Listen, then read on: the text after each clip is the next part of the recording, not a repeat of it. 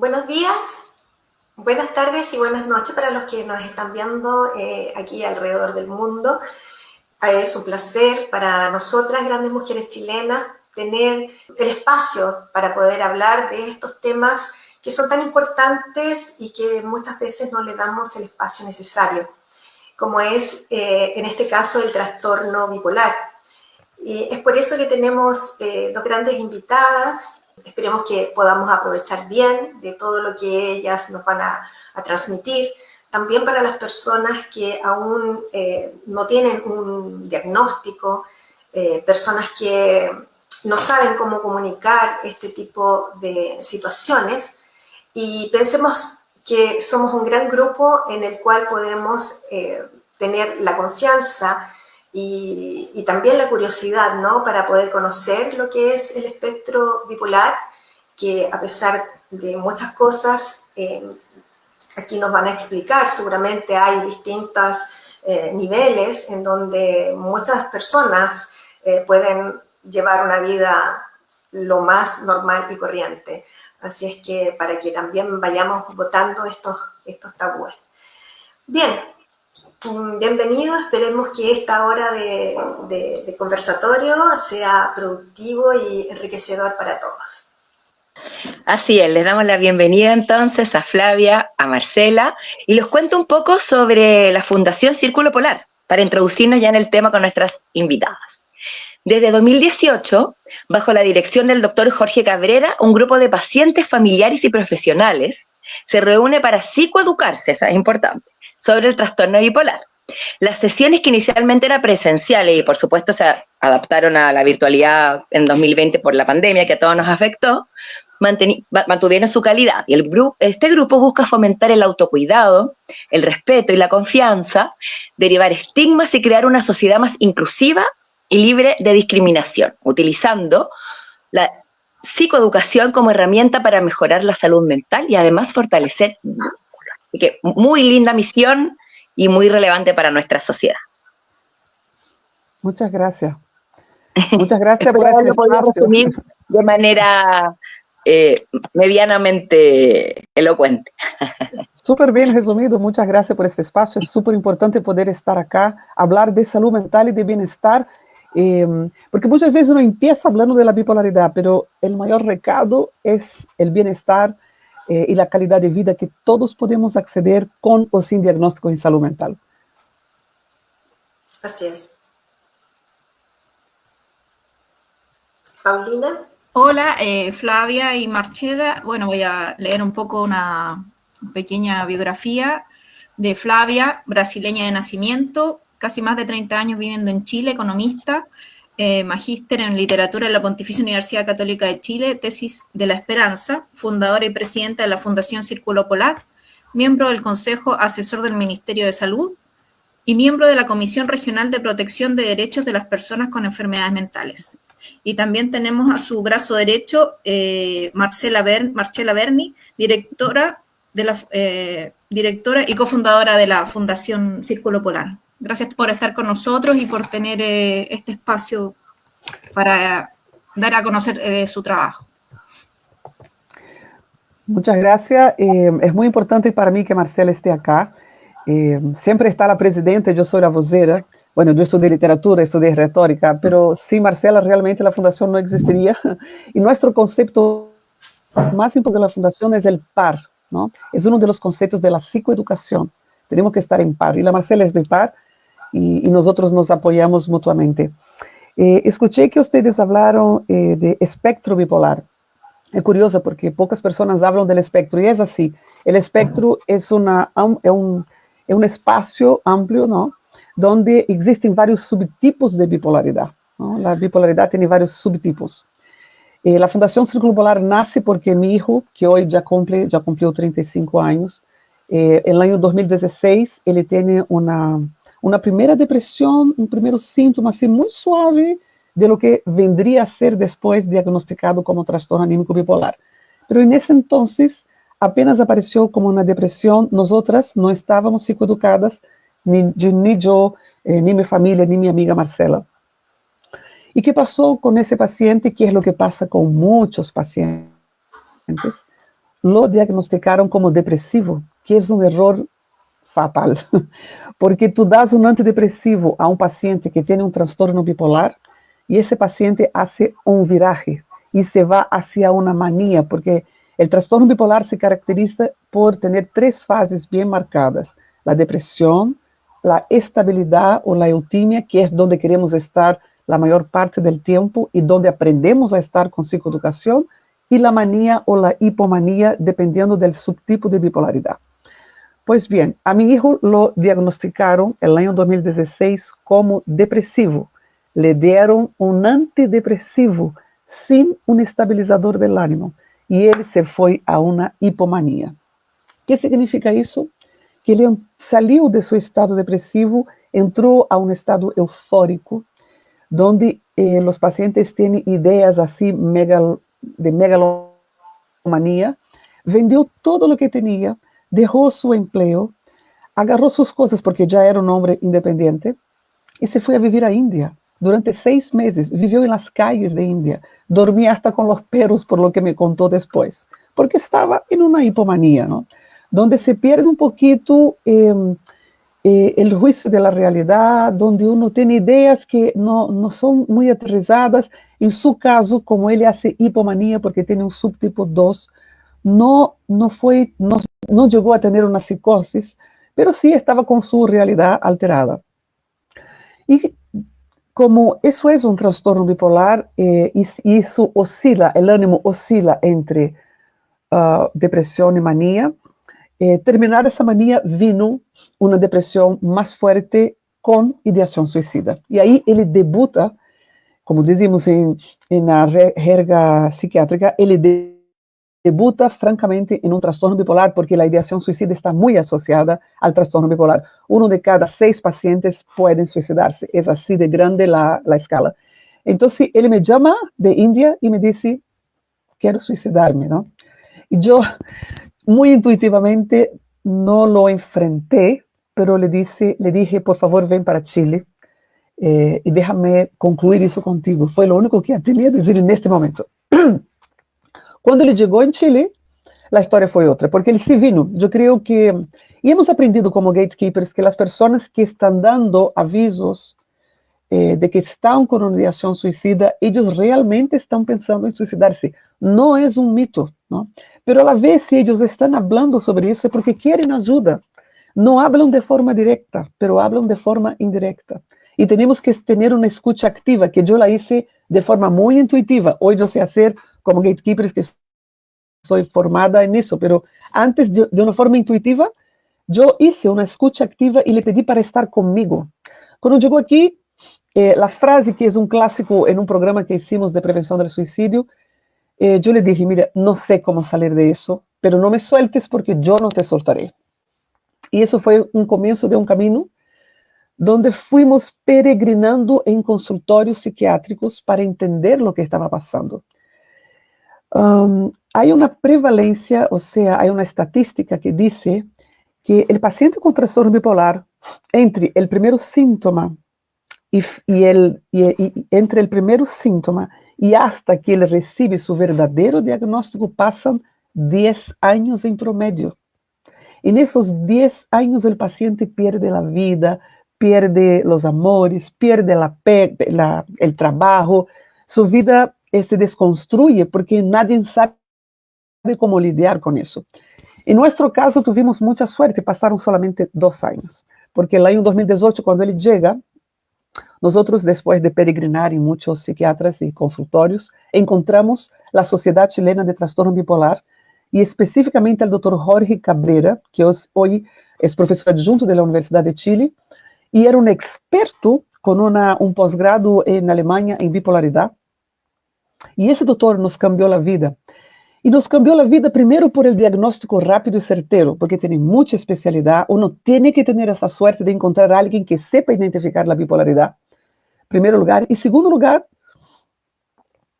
porque nos introdujo en la psicoeducación, esa palabra que al comienzo era muy rimbombante, nosotros no entendíamos lo que era, pero la psicoeducación nos permitió tener un conocimiento a nivel de usuario como madre e hijo para saber lidiar con el trastorno bipolar sin los 8 remédios que mi hijo tomava. Mi hijo passou de 8 remédios para um remédio com a psicoeducação. Ele era um zombie, é um homem alto de 1,80 m. Eu le tinha que arrastrar porque os remédios lo dopavam. Hoy, e neste exato momento, mi hijo está em Bali, é um publicista autônomo, incluso tem muito boa criatividade como publicista, vive sua vida de forma autônoma, está viajando por todo o sudeste asiático e recuperou totalmente sua vida. Incluso quase já não trabalha para o Círculo Polar, que ha crescido muito, e ele disse que é nepotismo. Então, eu segui com o Círculo Polar e ele tem sua vida como publicista. Eu estou muito feliz por isso. E esse caminho de aprender a psicoeducação e levantar-nos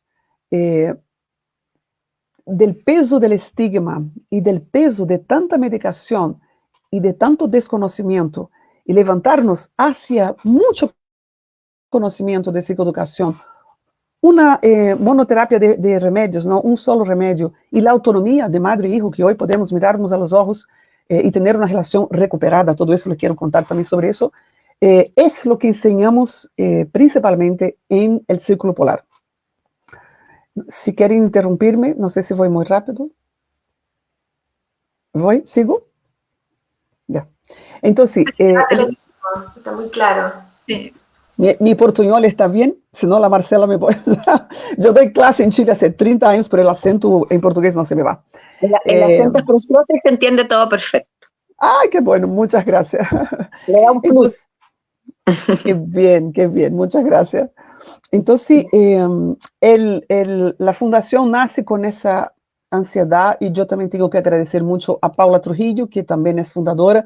Nosotros tenemos a Paula Trujillo, que fue la primera persona que dice, Flávia, hagamos un grupo. Ella es paciente como mi hijo, es fundadora del Círculo. Andrés Milano, que también es paciente, fundador del Círculo, es abogado. Francisco Encina, que es hoy jefe de proyecto en el Círculo Polar, y Marcela Verne, ¿no? Somos los 5 fundadores. Entonces, nosotros partimos del año 2018 porque el Jorge Cabrera, el doctor, un día me dice, porque eso no fue una intención, yo no tuve la intención de fundar el Círculo Polar, eso fue una contingencia, porque yo del magíster yo estaba pasando un doctorado en Esperanza en la misma universidad, ya había hecho todas las entrevistas, pero el doctor, sin saber que yo era literata, un día me dice, Flávia, ¿podría venir al Hospital Horvitz, que es el Hospital Psiquiátrico de Chile, para contar tu experiencia como mamá y tu éxito con la psicoeducación? Porque él sí, había muchos años que estaba tratando de crear grupos de apoyo en Chile. Yo no sabía de eso.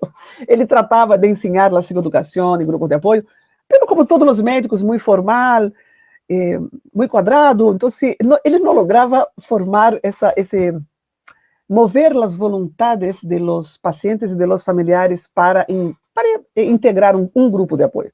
Entonces, hacía mucho tiempo que él estaba tratando de eso y me invitó, en una de esas tentativas, me invitó para dar mi testimonio.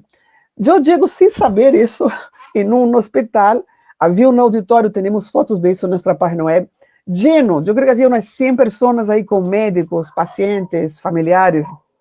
Y yo llegué, la Marcela fue, porque la Marcela, nosotros nos conocimos porque somos nadadoras, o fuimos nadadoras, después de la pandemia paramos un poco, pero la Marcela es campeona de natación, yo soy nada cerca de la Marcela, pero nadábamos juntas, somos amigas de natación.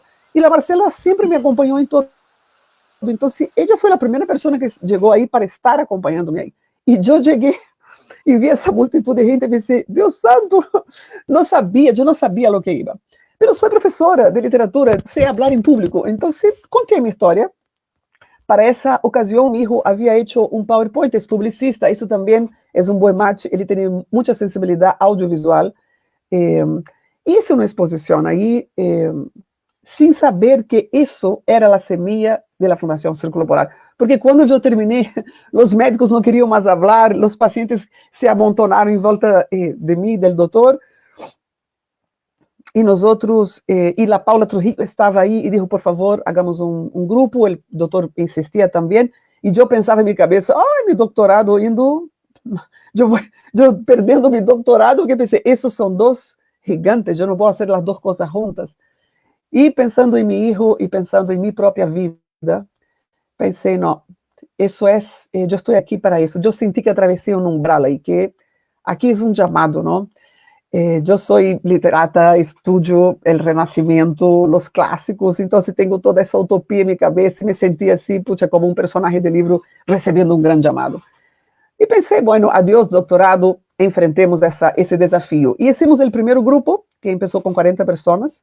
Imediatamente, os doutores que estavam aí de la Xochitab, encabezado por el doutor Jorge Cabrera, nos dijeron, te oferecemos gratis, te auspiciamos um curso de psicoeducação. Todos os meses, um dos médicos pode estar com vocês ensinando a esse grupo, porque finalmente se estava concretizando a meta do doutor Jorge Cabrera, não?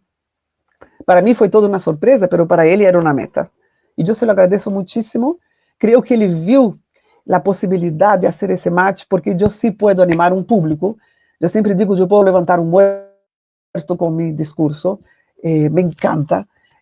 Creio que me animo também a mim mesma. A mim me faltou muita esperança, então se todo o que eu consegui de esperança para mim, eu quero entregar. E assim partiu.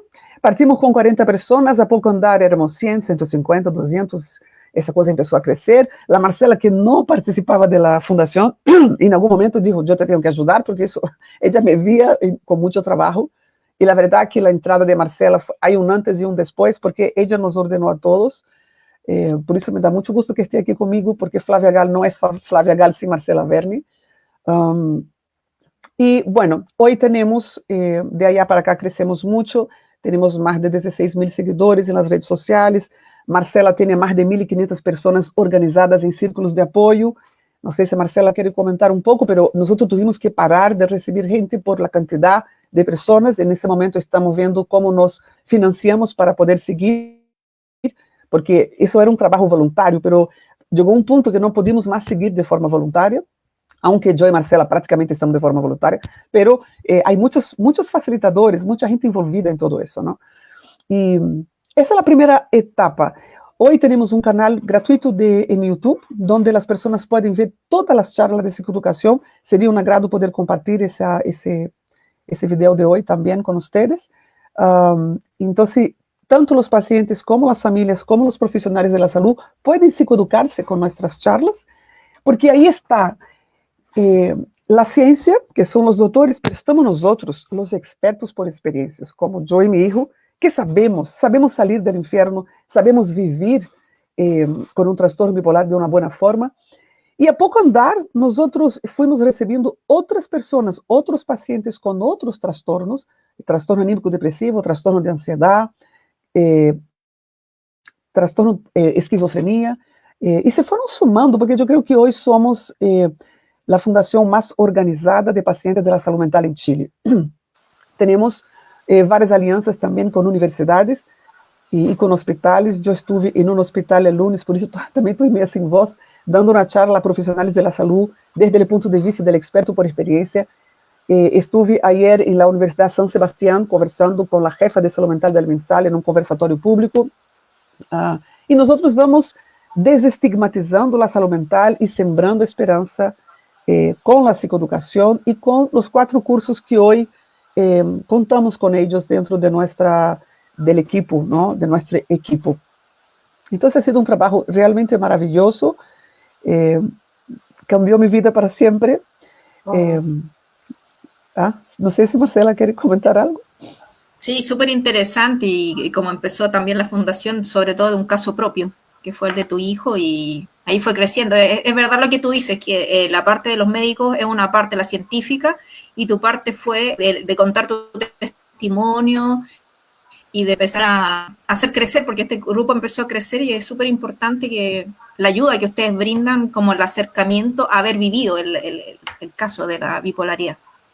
Sí, mira, en la psiquiatría del futuro es lo que escuchamos, porque nosotros somos parte de Xochitab también, ¿no? Xochitab nos acogió como grupos de familiares.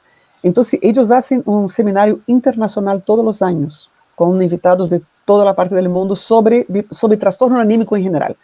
Y nosotros somos la única agrupación de usuarios que está presente y también da charlas ahí. Y vemos y escuchamos qué sería la psiquiatría del futuro, para dónde está caminando la psiquiatría del futuro. Y la psiquiatría del futuro contempla el paciente de una forma horizontal. La información que trae el paciente es tan o más importante que la información que tiene el doctor para hacer el tratamiento. Y eso nos parece espectacular. Pero para eso, el paciente tiene que tener un mínimo de conocimiento. Conocimiento es poder.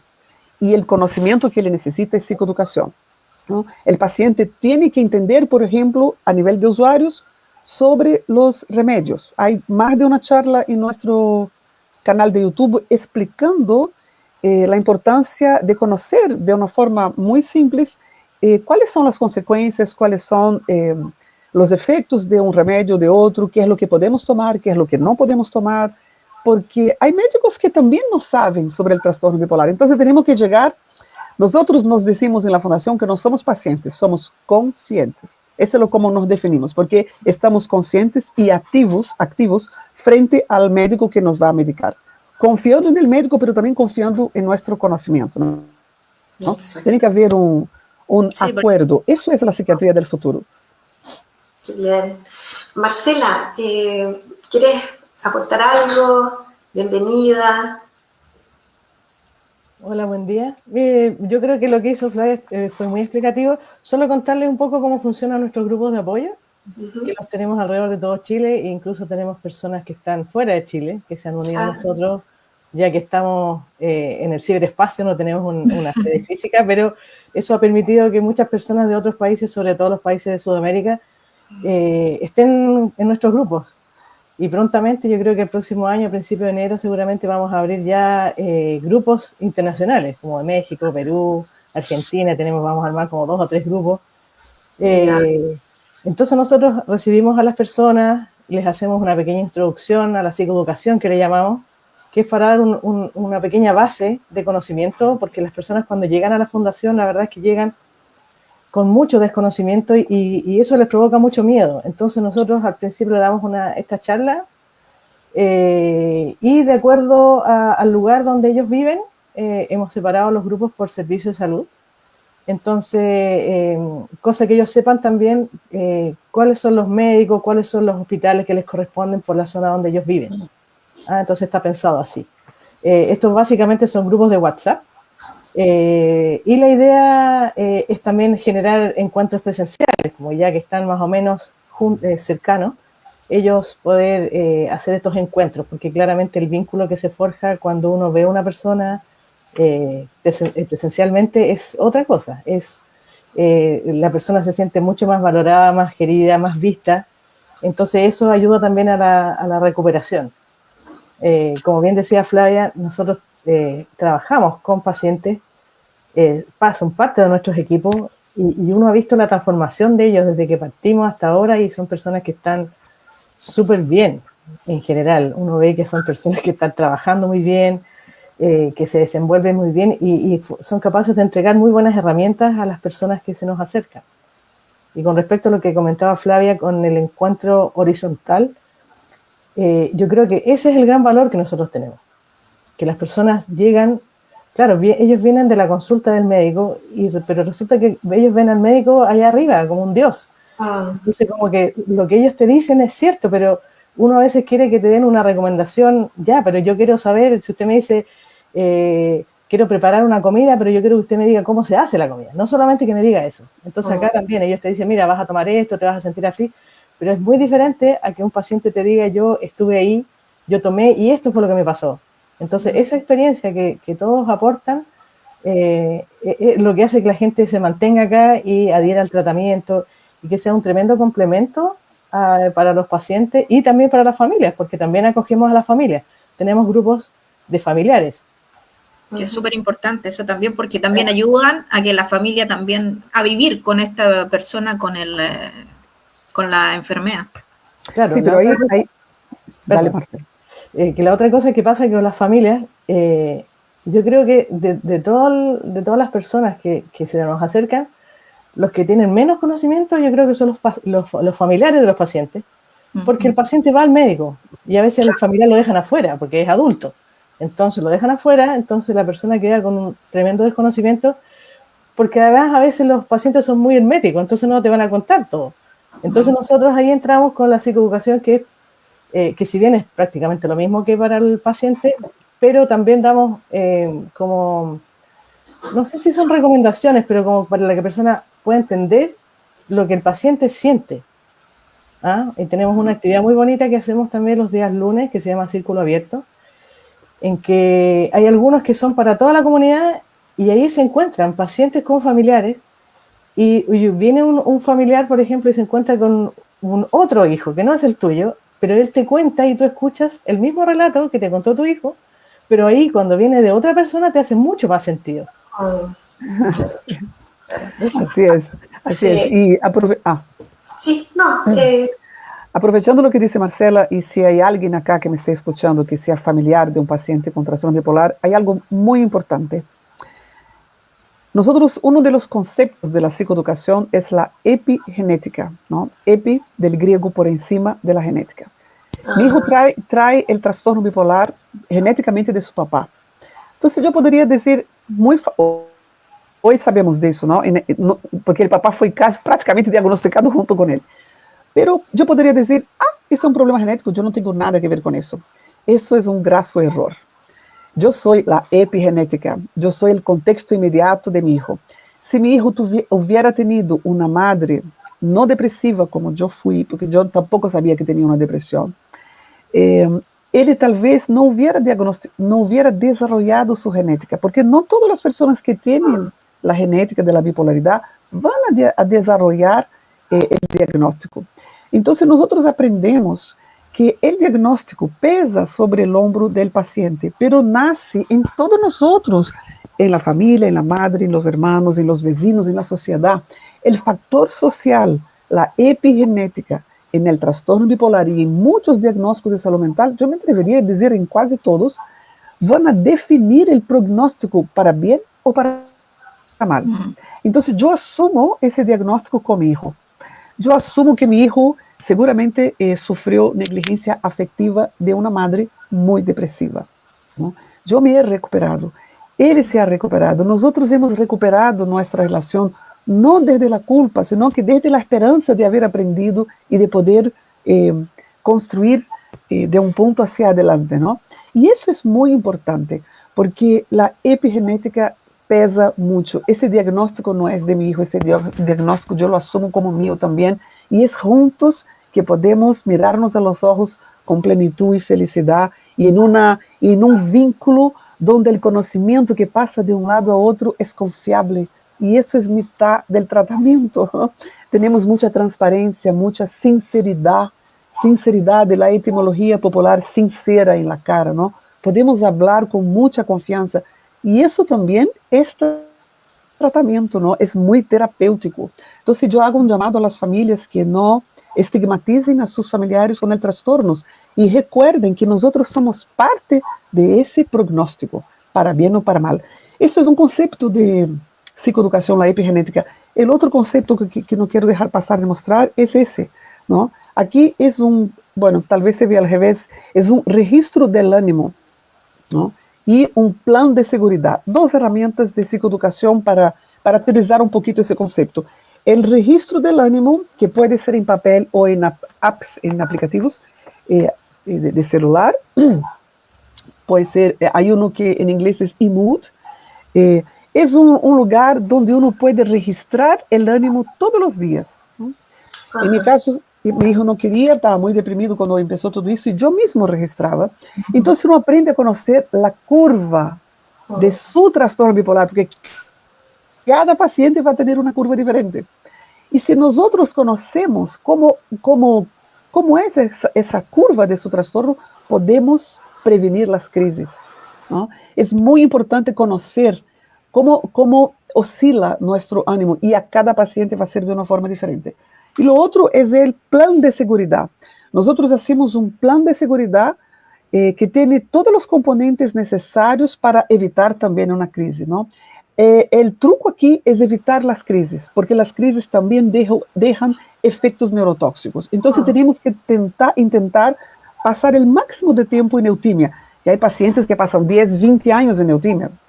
Es más, si yo les presento a mi hijo acá, además de ser buen mozo, sí, porque es muy buen mozo, tú no dices que él tiene el trastorno bipolar, porque él se ha mantenido en una eutimia, en una estabilidad, ya tiene más de 4 años. Entonces, eso es muy posible, pero tenemos que aplicar todas las herramientas de psicoeducación.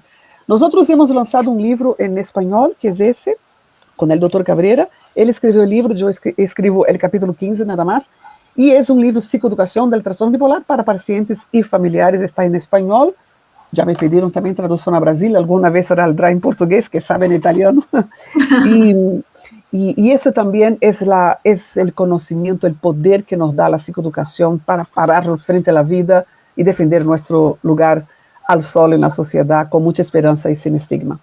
Oh. Flavia, disculpa, una pregunta. Bueno, partiendo de la base de que mucha gente no sabe lo que es ser bipolar, digamos, hay también muchos mitos sobre esto, ¿no? Porque uno habla desde la ignorancia, ¿no? Así es. Si el trastorno bipolar, primero específicamente, ¿qué sería? Luego, si se puede desarrollar en cualquier etapa de la vida, y lo que es hereditario, bueno, ya lo dijiste, ya lo aclaraste, y también, ¿qué es lo que puede, o sea, si tú lo tienes, pero no lo has desarrollado, ¿qué es lo que lo puede activar, por llamarlo de alguna manera? Sí. El trastorno bipolar es, de acuerdo a la jerga de la psiquiatría, voy a hablar lo que escucho de los psiquiatras, ¿no? Es una enfermedad del ánimo, ¿no?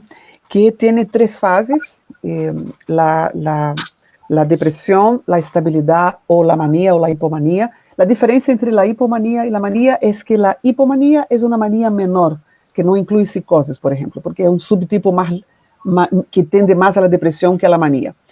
Es una enfermedad que tiene una base genética y una base social, y eso es muy importante, es lo que yo decía antes, no es solo genética. Hay estudios en que pacientes que traen la genética de sus familias no desarrollan la enfermedad porque están en un ambiente que para él es seguro, para su subjetividad es seguro, y él se siente seguro ahí, entonces no sufre el estrés que gatilla la genética. En el caso de mi hijo, él tenía todos los factores adversos. Yo me separé de su padre, yo me casé por segunda vez, me separé por segunda vez, soy una mujer divorciada 2 veces, no he tenido esa armonía en mis matrimonios, entonces eso afectó directamente a la salud mental de mis hijos, y mi hijo, que traía ya la bipolaridad de su papá, se gatilla con ese ambiente familiar que, no tanto por las separaciones, pero yo no estaba bien como madre, ¿no? Entonces yo no podía contenerlo afectivamente como él necesitaba. A ningún hijo en realidad, pero él traía la genética. Yo insisto con eso, la enfermedad bipolar tiene, y no solo la enfermedad bipolar, muchas de las enfermedades psiquiátricas tienen un componente social, y la primera sociedad que encontramos es la familia, ¿no? Entonces tenemos que revernos, papás y mamás, maridos, hermanas, los que nos están escuchando, qué es lo que de nosotros contribuye para ese trastorno, ¿no? Para gatillar crisis o para mantener a esa persona en estabilidad. Yo tuve que volver a psicoanálisis, yo tuve que hacer un tratamiento para entender cómo yo participaba en ese trastorno. Y ese es un gran mensaje que muchas familias no quieren escuchar, pero es necesario escuchar. Lo que gatilla el trastorno bipolar es el estrés. Nosotros tenemos otra directora que se llama Elena Chacaluga, es nuestra directora de finanzas, yo le digo que es nuestro Rottweiler que defiende nuestros números, es muy ordenado, una ingeniera, que su hijo, al igual que el mío, tiene trastorno bipolar, pero a él se lo gatilló cuando su papá se murió, ¿no? Que también hay estreses que nosotros no podemos administrar, estreses de la vida, y a veces pilla al paciente, o sea, lo encuentra en un momento frágil y la genética encuentra el gatillante en ese estresante y desarrolla la enfermedad. En general, como promedio, esa enfermedad aparece entre los 20 y los 30 años, pero hay casos de que aparece mucho antes en niños, que es muy duro cuando aparece más en niños, porque es difícil diagnosticar, se confunde con un montón de otras enfermedades, y también conozco casos en la fundación de que apareció después de los 50 años. Entonces, pero el promedio yo te diría que entre los 22, a veces saliendo de la adolescencia, entrando así en la edad joven, hasta los 30 años, es donde la mayoría de los pacientes debutan con ese diagnóstico. Disculpa, Flavia. Por favor, adelante. No, lo último es que yo escuché a Marister decir ser bipolar. Ese es un gran tema, ser o tener, ¿no? Nosotros entendimos a través de estudios que hacen con nosotros, la Universidad Diego Portales hizo un estudio sobre el ser y el tener, y ese estudio apunta lo siguiente, que cuando el paciente o las familias ocupan el ser, el paciente tiene una peor relación con su diagnóstico. Y cuando ocupan el tener, el paciente tiene una mejor relación con su diagnóstico, porque el ser afecta el self, ¿no? El yo. Y el tener separa el self. Yo tengo eso, yo no soy eso. Pero hay muchos pacientes que dicen, no, yo me identifico con el soy y es súper válido. Nosotros no logramos definir finalmente si es mejor decir soy o tengo como familiares, pero la ciencia dice que lo mejor es decir tener. La persona tiene un diagnóstico, porque así uno separa a la persona de la enfermedad. Ok. Es muy cierto lo que dices, y además que el lenguaje que también genera realidad, la forma en que nos referimos hace mucha la diferencia. Y siguiendo con lo que mencionaba María Esther respecto a los mitos que uno tiene, ¿no? Hay un imaginario enorme, uno se llena de ideas, conoce gente, y algunas, por ejemplo, las sustancias externas, el alcohol, las drogas, cosas que puedan llegar a gatillar o a afectar más de la cuenta. ¿Cómo ir rompiendo mitos? ¿Qué tanto pueden influir? Esto es para ir limpiando la información y también ir viendo bien de qué se trata y qué cosas realmente pueden afectar. Sí, el alcohol y las drogas son depresores, eso está más que sabido, y sí influencian y pueden gatillar un trastorno bipolar en alguien que no había gatillado. De hecho, mi hijo abusó del alcohol, nosotros tuvimos que hacer un tratamiento para eso. Él tuvo que hacer un duelo, porque el joven quiere salir, tomar, fumar marihuana, no sé cómo se dice ahí, el pito acá, y quiere entrar en ese mundo, y él entró. Y la verdad es que él entendió, después de 2 años, que ele tinha que reduzir isso a casi zero, porque o alcohol e as drogas ou as substâncias podem causar muitas crises no transtorno bipolar e, lamentavelmente, as crises, como eu les dije, deixam um efeito neurotóxico. A cada crise de depressão ou de mania, o paciente está perdendo neuronas, não está lastimando suas neuronas, perde cognição, perde memória, perde atenção. Então, se não queremos. E se temos, e se somos portadores del trastorno bipolar, temos que fazer este duelo. Claro que, por exemplo, a vezes, eu fui ao matrimônio do hijo de Marcela com mi hijo, acompanhada de mi hijo. Então, ele hizo um acordo com seu psiquiatra. Ele toma uma cerveja, mas não passa disso. E, aún assim, ele se dá conta que a cerveja, como que, em um momento, há um pouco de, mas depois le baja um pouco o ânimo. Então, ele já aprendeu que não pode abusar, não? E tem um acordo com o psiquiatra. É muito importante que haja um psiquiatra de confiança, onde o paciente que é jovem e que está no mundo está na noite, na boemia, sepa administrar isso e ver se ele realmente pode experimentar isso ou aquilo de uma forma muito acotada ou não. Há pacientes que não podem. Nós temos um caso de um paciente que é psicólogo, hizo a prática com nós en el Círculo Polar, ele habla abertamente sobre isso.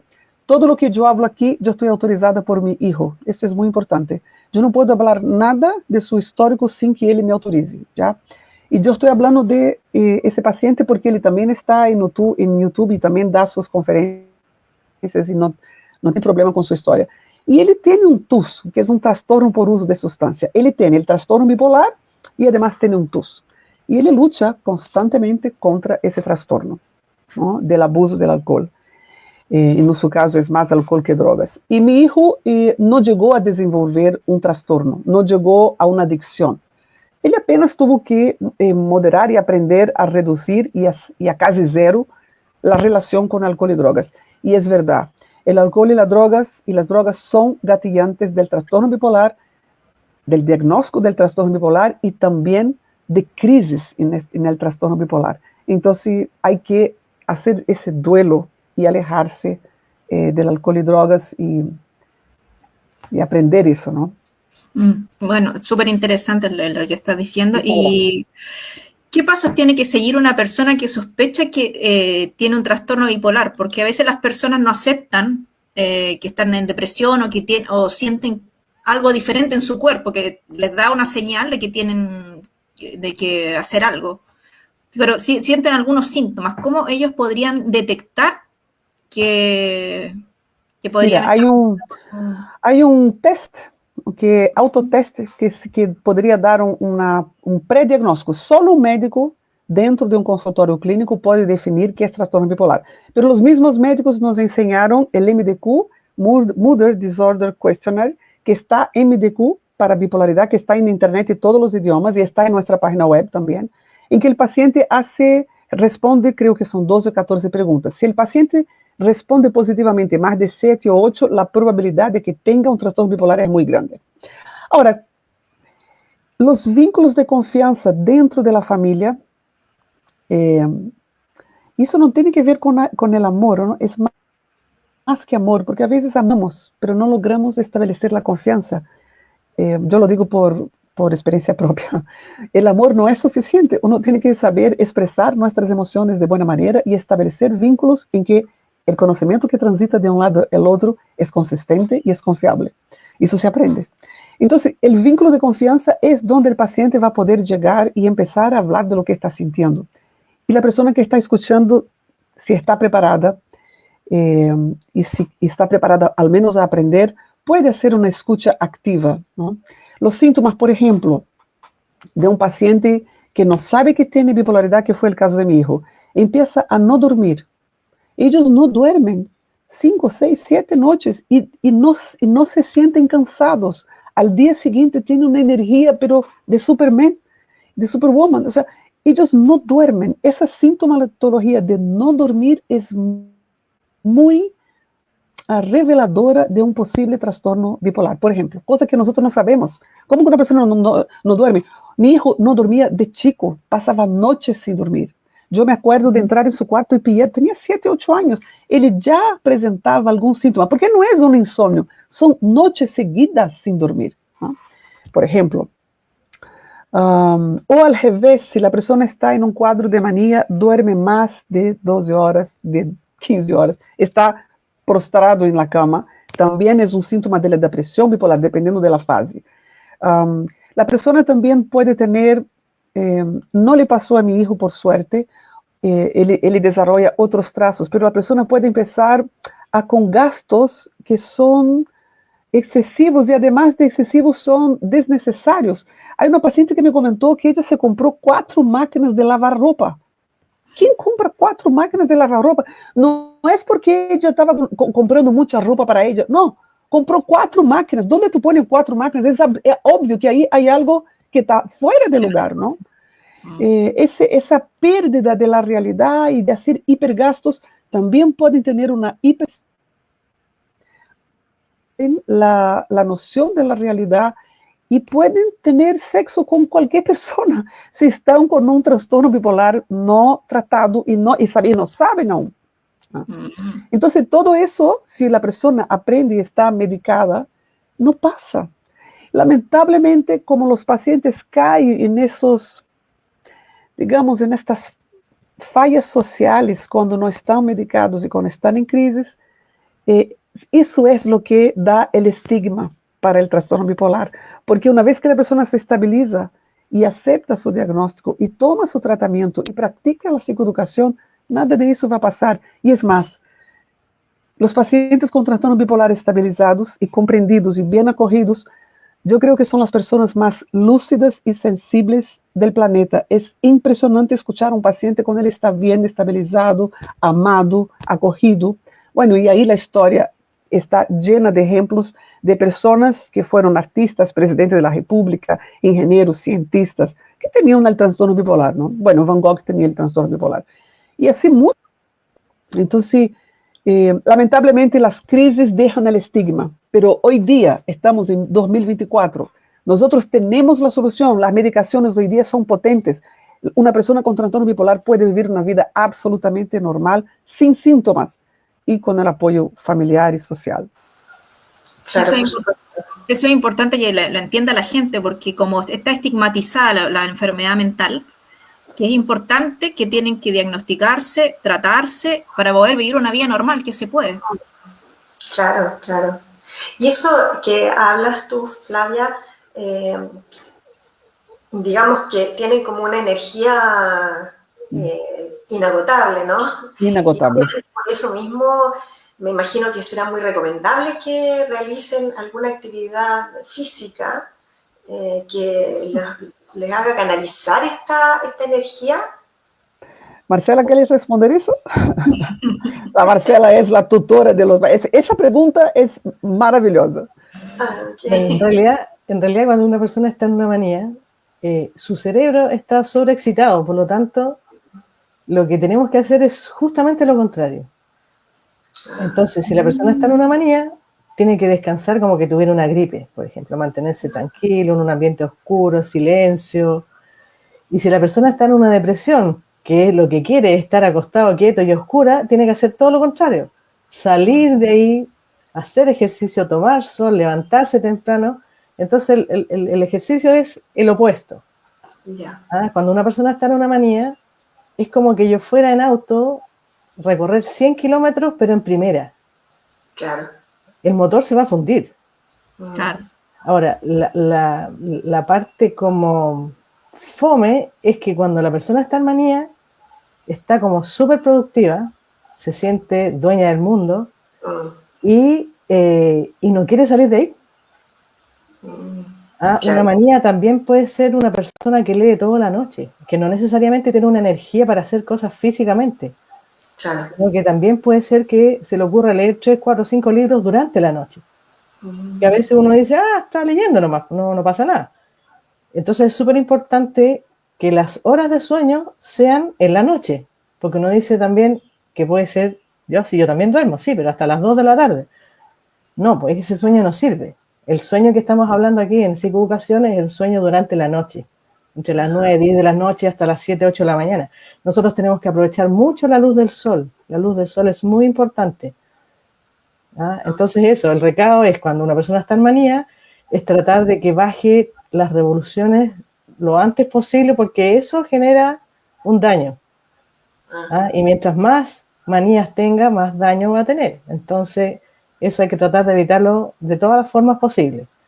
Claro. Y tomando en cuenta también que la persona no quiere salir de ahí. Entonces es importante también que cuando la persona esté en un momento estable, nosotros hacer un acuerdo con esa persona. Ya, uno conversa con su paciente, con su hijo, con su consciente, como le llamamos nosotros, y llegan a un acuerdo, por ejemplo, como comentaba Flavia, cuando la persona sabe y toda la familia se da cuenta que empieza a hacer gastos innecesarios, que la persona entregue su tarjeta de crédito. Si la persona, por ejemplo, tiene problemas de juego, que sea un ludópata, por ejemplo, como tratar de alejarlo de las redes sociales, del computador, porque ahora pueden jugar desde cualquier lado, no necesariamente te puedo ir a un casino. Entonces uno tiene que, ahí uno genera un acuerdo con la persona y dice, ya, mira, cuando yo vea que tú estás en manía, ¿te parece que me pases tus cuentas? Y ahí hay un acuerdo entre las dos personas, entre su referente y el consciente, que son las figuras que nosotros les llamamos así en la fundación. Entonces ahí uno previene esos gastos innecesarios, que la persona tenga finalmente un deterioro por eso. Entonces, como te digo finalmente es como hacer el contrario. Si la persona tiene exceso de energía, hay que tratar de bajar la energía. Y en conversación con el paciente en este caso. Claro, o sea, siempre con esta terapia que lo va ayudando en acompañamiento psicológico, ¿no? Claro, y la otra cosa que si uno ve que eso es excesivo, que por ejemplo llega una psicosis, que la persona cree que lo están siguiendo, no sé, que lo van a matar o que no sé, que él siente que uno ve que está muy mal, eso es para internarlo, hay que llevarlo a una urgencia. Cuando la persona, porque hay veces que puede ser una hipomanía que uno puede lograr manejar un poco, pero cuando llega es mucho más, hay que entrar a darle medicamentos que nosotros claramente sabemos cuáles son, pero nosotros no se los podemos dar, por lo tanto hay que llevarlo a una urgencia y ahí el especialista, porque hay que tratar de que la persona duerma, porque de repente, por ejemplo, la persona lleva una semana sin dormir o durmiendo 1 hora al día, el deterioro va a ser gigante. Claro. Entonces ahí la persona hay que dormirla. Claro. Y eso es un medicamento que se da en urgencia. Perfecto. Y a propósito de medicamentos, ya que lo mencionan, que, bueno, obviamente son fundamentales, ¿cierto? Pero me imagino que también tendrán efectos secundarios. Hay que también manejar ese equilibrio. Es tan real que tienen efectos secundarios importantes y tiene que ser de manera indefinida. Y la otra pregunta también es si existen tratamientos naturales, si existen algún tipo de medicina alternativa, ¿cómo se maneja el tema de los medicamentos en ese sentido? Bueno, vamos a responder como expertos por experiencias. No somos psiquiatras y psicólogos en la Fundación Círculo Polar, eso es muy importante. Entonces, todas las respuestas que damos aquí es en base a la formación que hemos recibido de los psiquiatras de la Sociedad Chilena de Trastorno Bipolar. El paciente con trastorno bipolar va a tener que tomar un estabilizador para el resto de su vida. Es una enfermedad crónica, ¿no? Nosotros aprendemos que los 3 estabilizadores principales son el litio, que es famoso, todos conocen el litio, la lamotrigina, que es lo que toma mi hijo, y el ácido valproico. Todos los medicamentos tienen algún efecto secundario, ¿no? El que más es molesto es el temblor que da el litio, ¿no? Y eso aprendemos en psicoeducación que podemos contrarrestar con la ingesta de agua, por ejemplo, con aumentar la ingesta de agua. Pero sí, siempre van a sufrir un efecto del remedio. Pero bueno, hay pacientes que no sienten casi nada de los efectos y hay pacientes que sienten mucho. Y ahí va a depender de la relación con la psicoeducación. Un paciente que duerme temprano, que duerme las 8 horas por lo menos de noche, que no toma alcohol y drogas, que tiene un sentido de vida, que encuentra un sentido de vida, que es la segunda parte de la Fundación Círculo Polar, y si alcanzamos quiero contarles del trabajo que hacemos con ellos. Si tiene un entorno amigable, familiares que lo respetan como persona, más allá de su diagnóstico, si el paciente mismo se respeta como persona, más allá del diagnóstico, y se cumple con las herramientas de psicoeducación, si está con el conocimiento suficiente, él mismo y la familia van a poder contrarrestar los efectos naturales de los remedios estabilizadores. Ahora, claro, hay paciente que necesita no solo un estabilizador, necesita también un antipsicótico, un antidepresivo. Mi hijo pasó por ahí, ¿no? Y cada uno de esos remedios va a dejar un efecto, pero los efectos colaterales son mucho menos dañinos que los efectos de la enfermedad.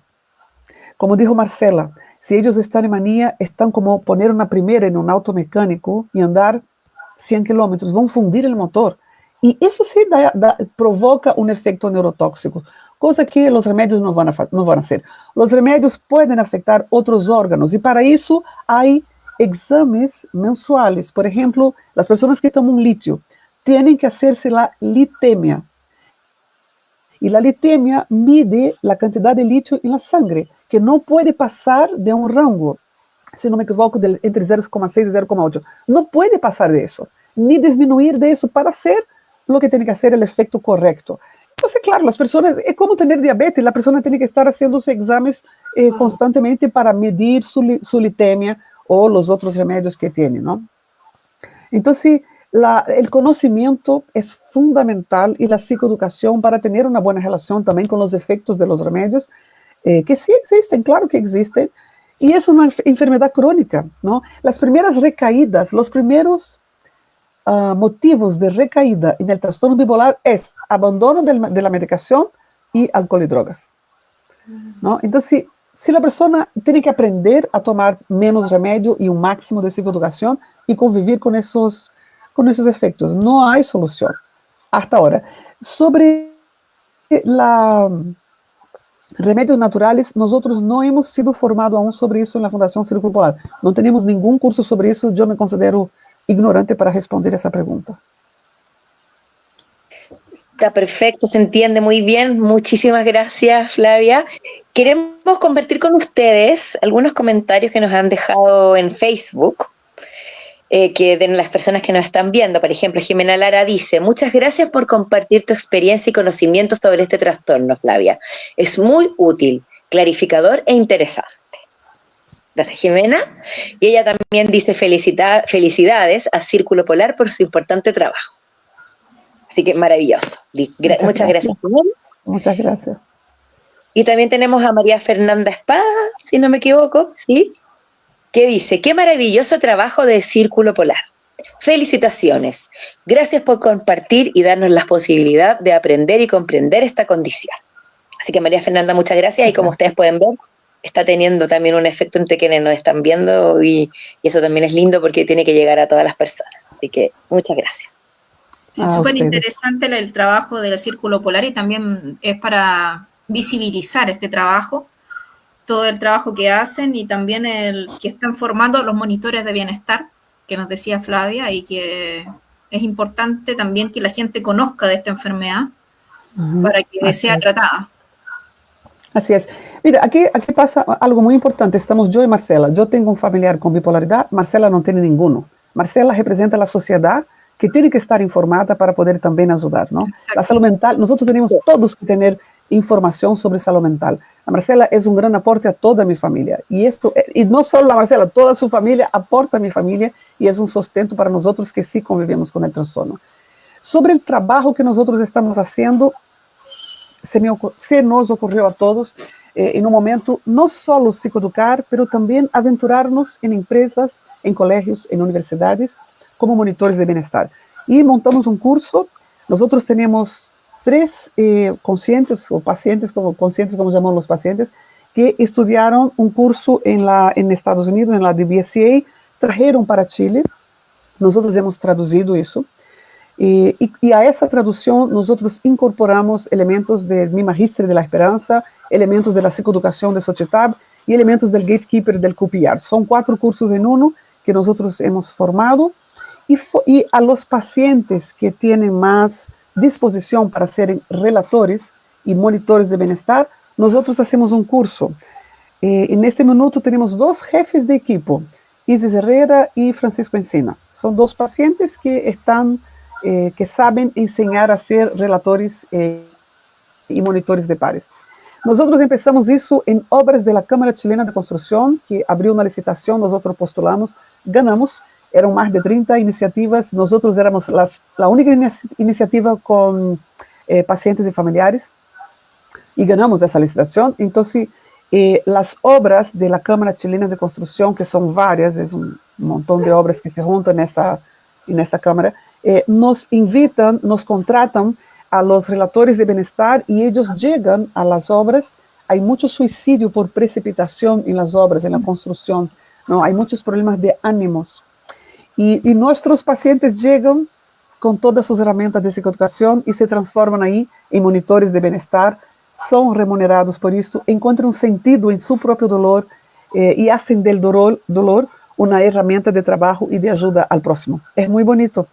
Y nosotros vamos psicoeducando a través de los monitores de bienestar y sensibilizando a la sociedad con ese y con otros trastornos. Uno de los relatores de bienestar tenía esquizofrenia, ¿no? Y él dice al final del curso, él no dice al comienzo porque hay gente que se asusta. Entonces él dicta una clase maravillosa, además es sociólogo, es mi amigo, lo quiero mucho, es cineasta también y tiene esquizofrenia. Pero él está estabilizado hace mucho tiempo con psicoeducación. Y entonces él da la clase y al final del curso él hace la revelación y la gente queda espantada porque la imagen que tiene la sociedad en general es que los pacientes con bipolaridad o los pacientes con esquizofrenia son locos que van a ser un desastre. Eso puede acontecer si el paciente no está estabilizado y si no está acogido. Pero hoy, con la medicación que tenemos en 2024, esos pacientes de más que pueden estar bien medicados, nosotros podemos estar conscientes de cómo apoyarlos y ellos pueden integrar a la sociedad y son una tremenda esperanza.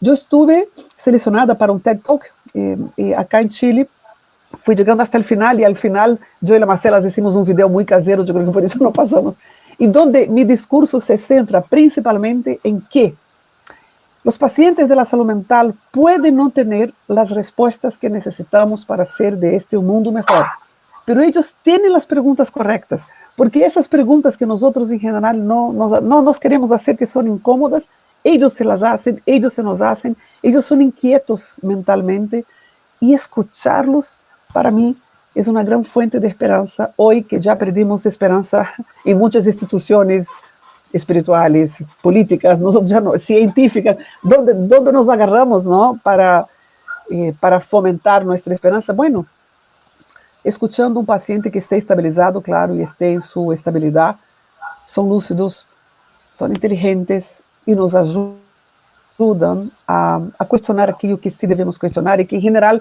as pessoas que não temos um diagnóstico banalizamos, não? Eles não banalizam nada.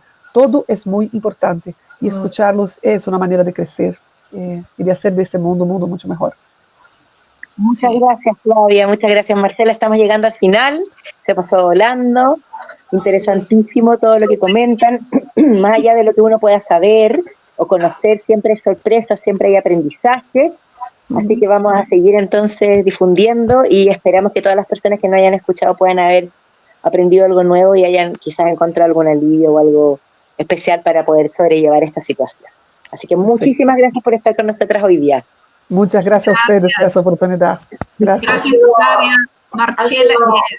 Un gran aporte porque son temas muy serios que hay que enfrentarlos y hay que tratar de difundirlos lo más posible para que toda la gente podamos acoger también a todas las personas que tienen este tipo de problemas y no solo, sino también poder detectar, ¿no? En nuestros cercanos y ser mucho más sensibles a esto que nos hace mucha falta.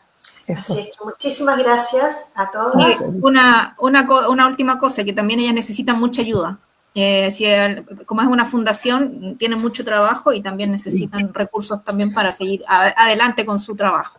Es lo más importante si quieren ser donadores del Círculo Polar. Siempre la parte de la plata se me olvida. Nosotros necesitamos mucha ayuda para poder seguir creciendo. Si alguien nos escucha y quiere ser donador mensual o un donador puntual, o si alguna empresa se conmueve, se sensibiliza, tiene un hijo con trastorno bipolar y quiere aprender más, que venga con nosotros, que nos apoye financieramente, nosotros también los apoyamos. Y si la persona no puede, apoyamos igual. Pero es muy necesario. Muchas gracias por tocar eso. Sí. Bueno, ustedes ya cuenten con nuestra plataforma para difundir sus eventos en lo que podamos ayudar. Estamos siempre disponibles. Así que maravilloso. Muchísimas gracias. A ustedes. Pues, gracias. Chao, gracias. Muchas gracias. Adiós. Gracias. Chao.